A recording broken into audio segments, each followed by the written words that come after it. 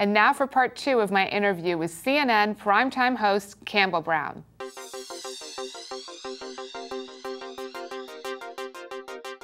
So you talked earlier about ratings. How important are they, and should they really be a barometer of success? How important are they?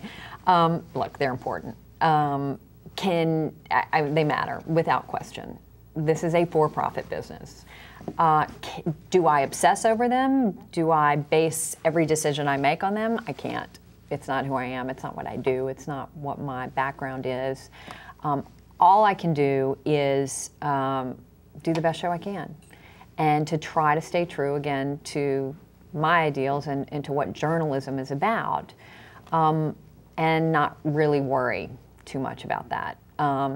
And again, because I work at CNN and because we're doing something a little bit different, I have the luxury right now of being able to do that, focusing on the news. You know, you can't force people to watch a Supreme Court confirmation hearing, no matter. They should. Yeah, I mean, so, you know, you try to make it as interesting as possible, and to, you know, for me, that means bringing a lot of different perspective and a lot of different opinion into the conversation, and to try and be as engaging as possible. I find the stuff fascinating, but I can't live and die by ratings. I mean, I can't, as a journalist, wake up every morning and make my decisions based on that. It would take me down a path I don't ever want to go. Let's talk about women in journalism, because women have obviously made incredible strides over the years, but there still, in some senses, seems to be a glass ceiling. If you look at the Sunday morning talk shows, they're all hosted by men. The nightly news, yes, you have Katie Couric, yeah, but not others. And even the evening cable shows seem to be still predominantly ruled by men. What do you think this is? Is it that people still have an old-fashioned view? I don't think that applies just to journalism. I think you can make that same case about politics, about, you know, CEOs in the business world. I think you can apply that anywhere. I think we got some catching up to do, clearly. I think we've made great strides, and I'm proud to be part of a group, a small group, but a group of women in primetime in cable. You sort of can't worry too much about the gender politics of what may be going on. I've always felt like if the work is good, you'll be recognized for it.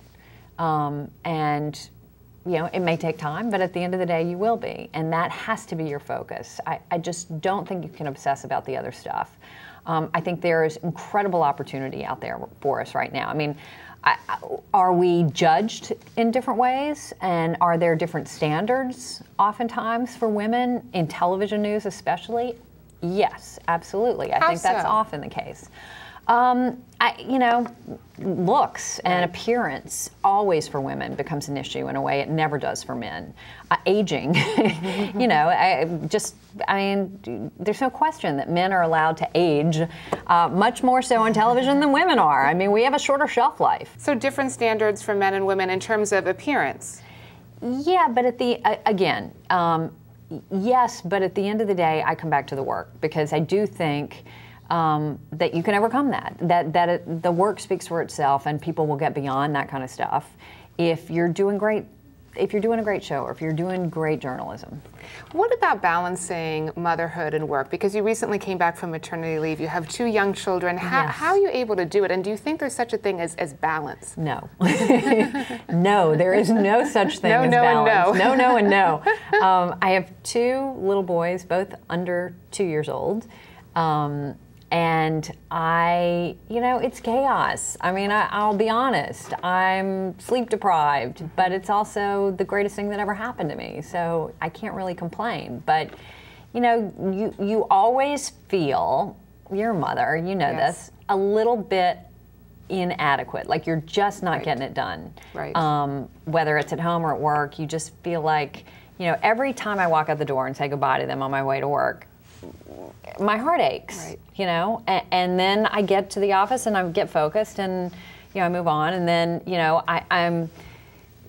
they enter my brain, and I feel like I'm not focusing enough on what I should be doing at work. I mean, you go through this constantly. There's never, their balance does not exist. Who made up that word and applied it to like motherhood? One guest who was on the show likened it to juggling balls, and there's a ball always falling. Yes, yeah, and often crashing. And, you know, I mean, the best advice I ever got was, you know, well, I've gotten it from a number of people who've said, you've got to keep a sense of humor about things. And I'm going to tell this story, and I probably shouldn't, but I will. It was after my first son was born, and CNN asked me to moderate one of the presidential debates, which was incredible, like a lifelong dream for me coming true to have the opportunity to do that. I was so excited.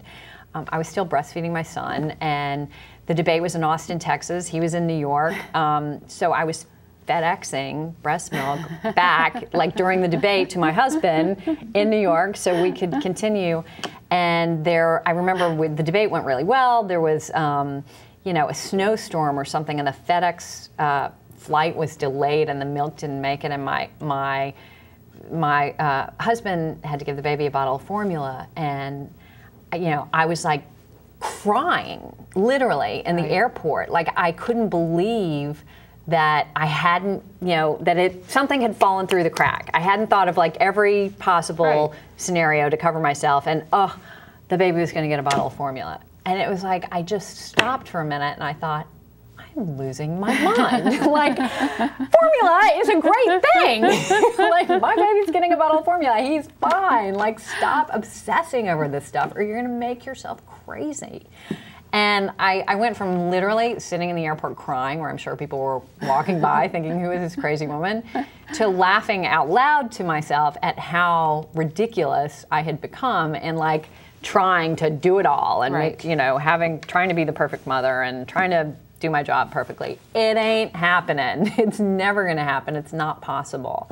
And so you've got to relax. And I don't know, maybe it's with the second one, everyone says you're always more relaxed. Yes, as a mother of 3, I would tell you, second one's a little easier. It's so much easier and so much more fun. Exactly. Because you finally do realize that you can't do it all. And you can't be formula perfect in everything. Fine. And you know, sometimes the baby is going to have a wet diaper, you know, a few seconds longer because your conference call went long, and that's okay. Everyone is okay in the end. And once you sort of get to that point, I think you enjoy your children more, you enjoy your job more, and I'm getting closer, I think, to that point, which is fun.